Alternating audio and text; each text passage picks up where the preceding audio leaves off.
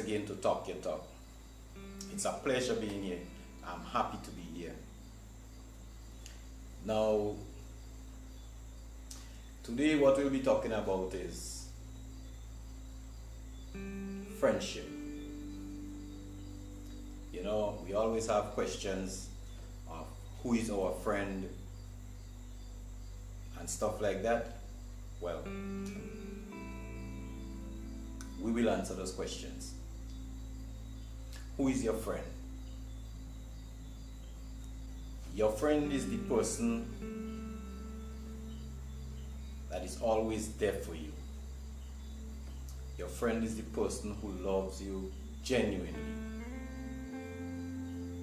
The person who corrects you if you do something wrong.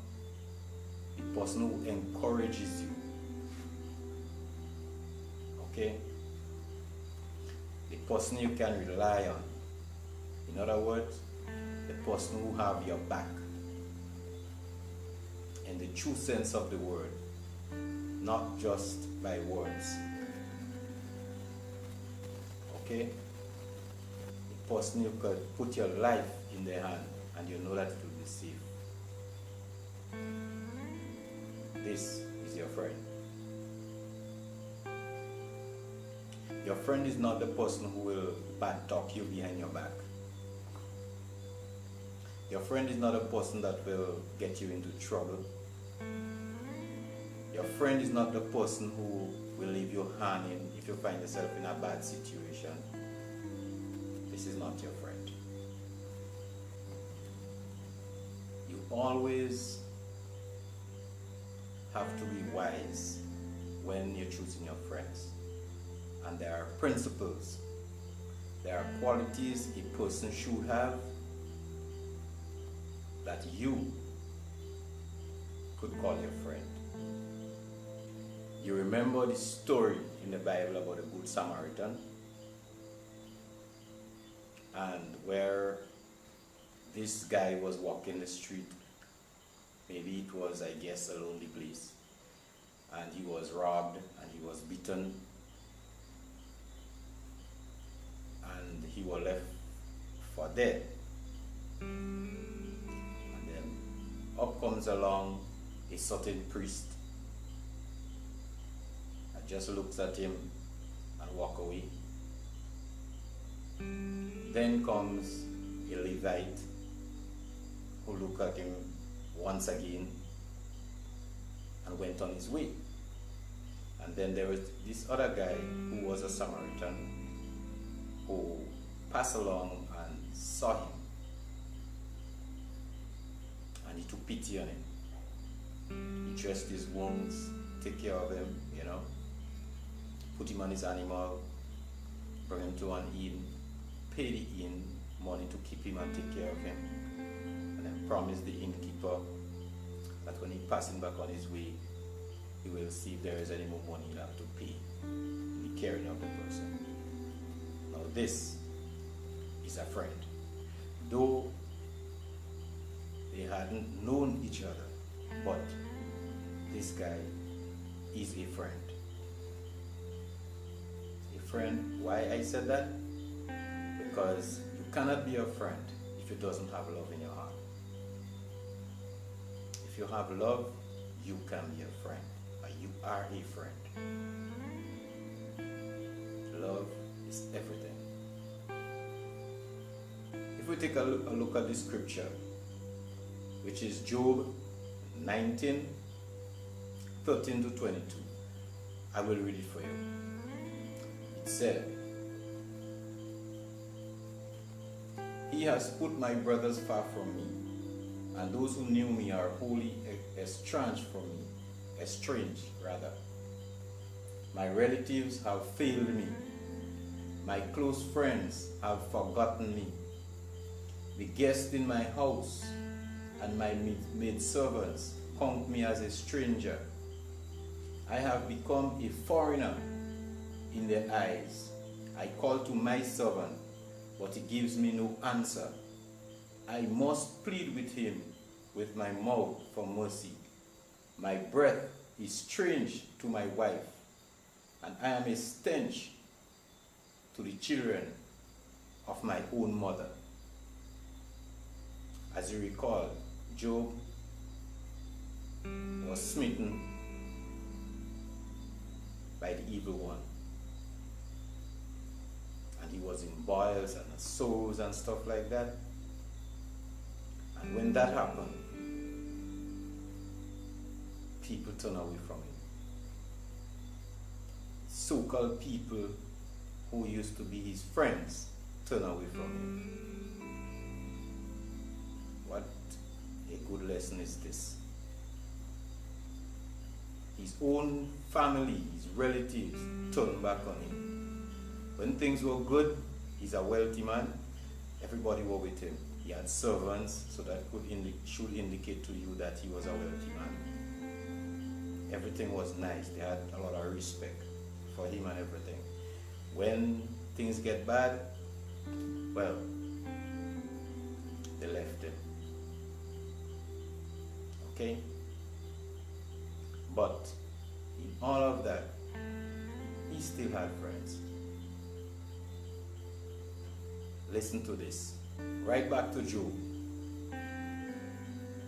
Job chapter 2 verses 11 to 13.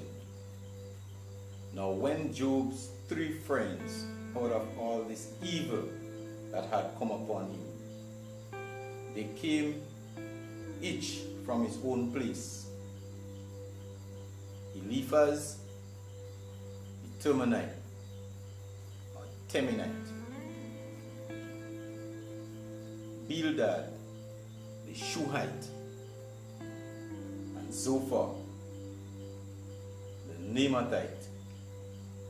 They made an appointment together to come to show him sympathy and comfort him. And when they saw him from a distance, they did not recognize him, their own friend. That is how bad he was. And they raised their voices and wept. And they tore their robes and sprinkled dust on their heads and their heads towards heaven. And they sat with him on the ground 7 days and 7 nights. And no one spoke a word to him, for they saw that his suffering was very great. Now, this is what you call friendship. This is what you call friendship. His whole household turned against him. I'm talking about his family, his relatives, his servants. They scorned him to death. They didn't want much to do with him. But then he had 3 good friends. And this is the quality of true friendship. This is the quality of true friendship. Proverbs 27:10 said, "Do not forsake your friend and your father's friend, and do not go to your brother's house in the day of your calamity. Better is a neighbor who is near than a brother who is far away." So here we are again. It is better most of the time to go to a friend or a neighbor than to call your relatives. Most of the time, it is better. I'm talking about blood relations. Sometimes it is better. Right? Because I will tell you what. Most relatives, I'm not saying to go watching your relatives in a bad way. But most relatives know you when you die and they want to seek what they can get. But you as a person, they're not interested in you and your well-being. That's the truth. Most of the time, you have people making mischief on you. And believe me, usually be your friends, or what you call your so-called friends. Because remember,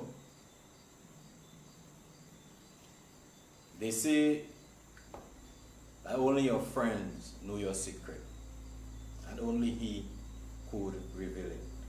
Straight out from Bob Marley. And it's the truth. You see, because most of the time, you'll consider somebody a friend, and they are not your friend. Okay? You will love somebody genuinely and feel that you can entrust them with your secrets or your problems or the situation you might be in. And in reality, you just can't. You just because they would put it on the streets. They will tell, they have friends who they think is even a better friend than you. Most of the time, you're such a good friend to them, showing them love, they take you for a fool.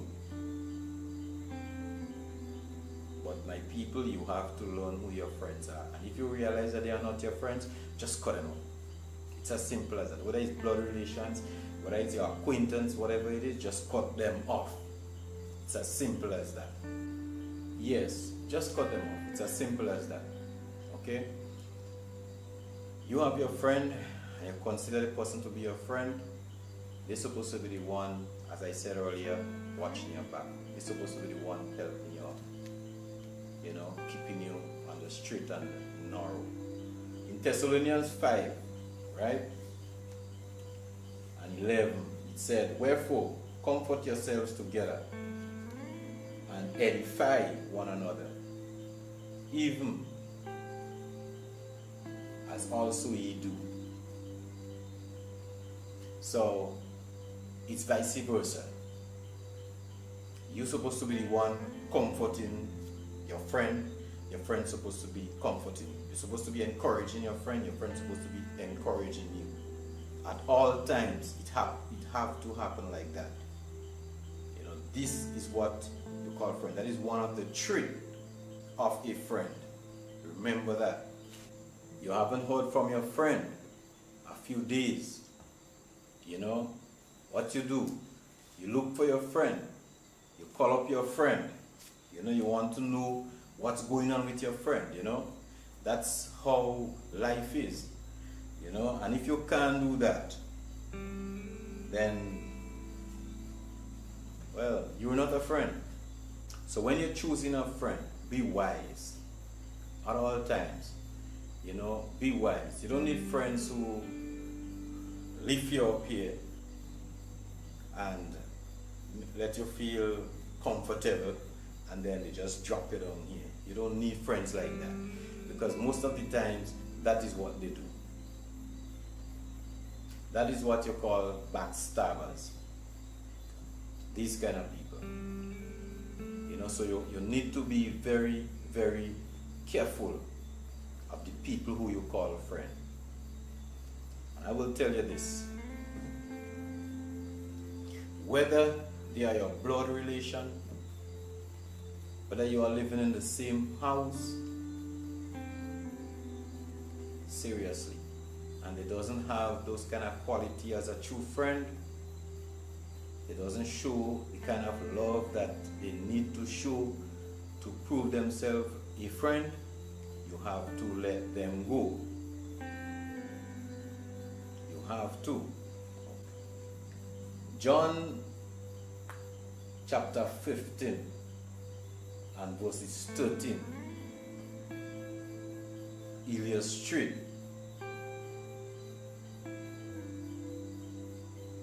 the kind of friend you should have. So Yahushua said in John chapter 15 and verses 13, so that means what actually he was doing is teaching his disciples the true way of life, how they should live, you know. And one of the instructions he gave them, amongst many, is what a real friend is.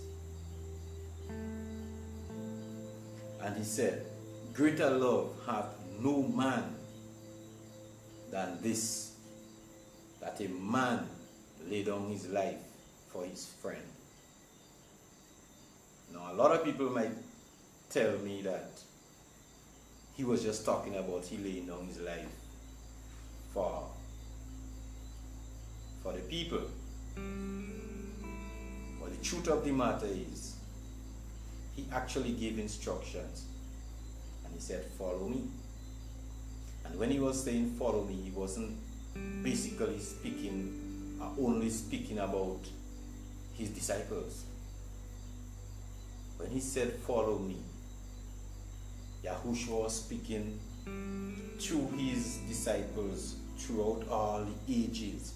You see, everything that is spoken,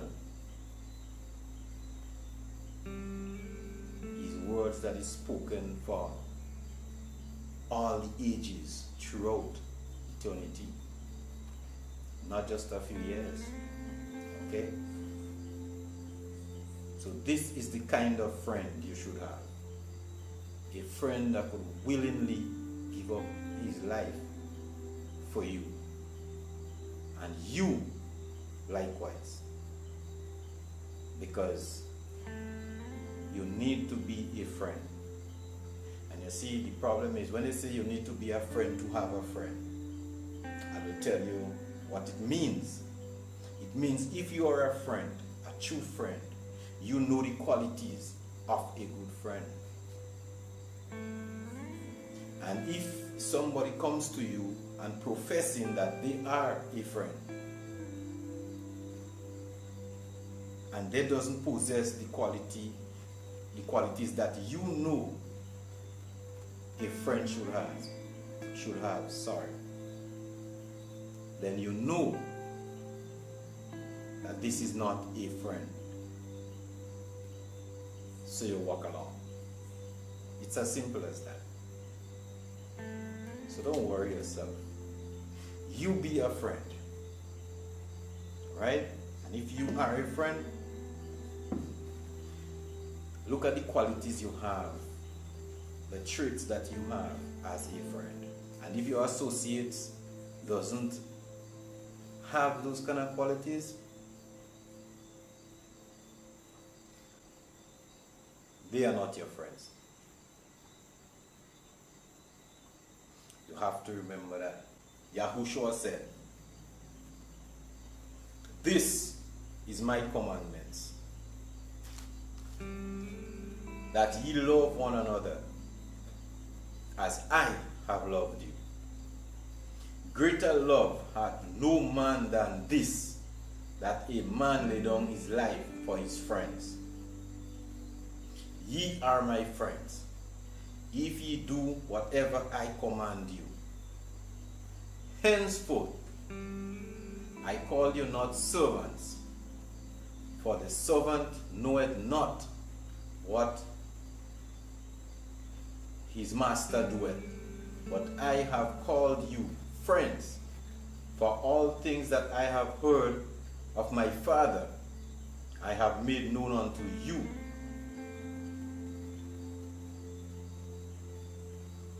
You understand? Greater love hath no man than this, that a man should lay down his life for his friends. This is real friendship. And Yahushua also said something very important here, that you are no more my servants. I don't call you servants. You are my friends. Why? Because I tell you everything. So the only people you're supposed to be telling everything is people you consider to be friends. You understand? So that is a lesson for a lot of us here, because most of us tell the whole world everything up on Facebook. Some people, it's like they're just waiting for somebody to start talking with them. They doesn't know you from whence, and they start letting off all their business. Just like that. Next thing you hear the evening news. Business all over the place. So you must know who is your friend. One or two people will be your friends, but everybody would not be your friend. You just have to know who is the one or two people. You understand? You have to know. And if you knows that, you'll be happy. You wouldn't be questioning yourself, I wonder if I could trust Harry, I wonder if I could trust Mary, I wonder if I could trust John. You will know. But what is important, very much so, you be a friend. As I said, if they doesn't have the quality of a friend, they are not your friend. They doesn't have love in their heart. They doesn't care about you.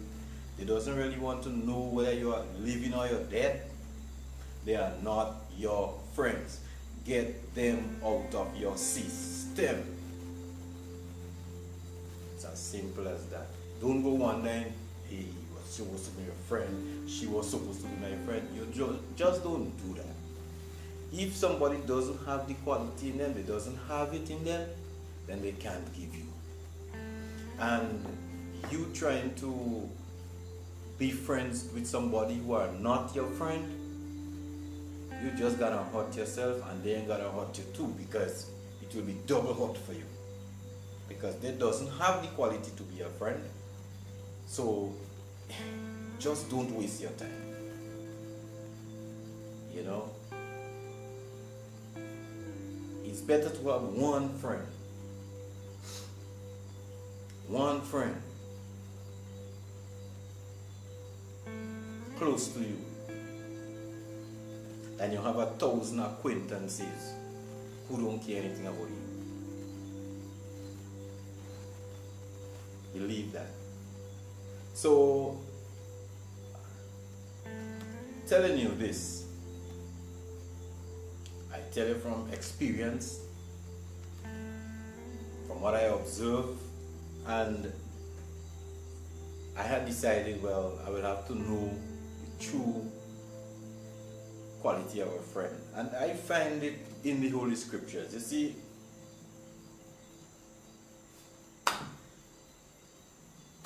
the Holy Scriptures tell you everything, how to live. And if you search it out, believe me, you will know. Proverbs 17:17 said, a friend loves at all times, and a brother is born for adversity. Okay?